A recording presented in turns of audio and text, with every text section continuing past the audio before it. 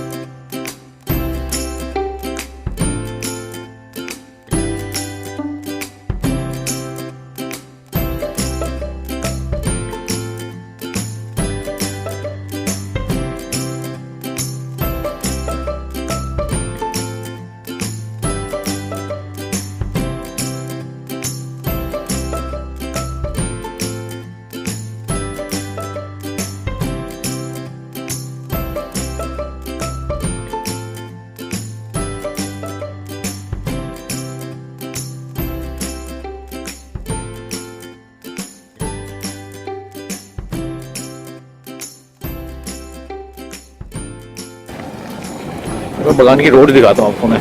भाई साहब, मतलब आप समझ रहे हो कि मैं ऐसी रोड पे चलाने वाला है यहाँ पे।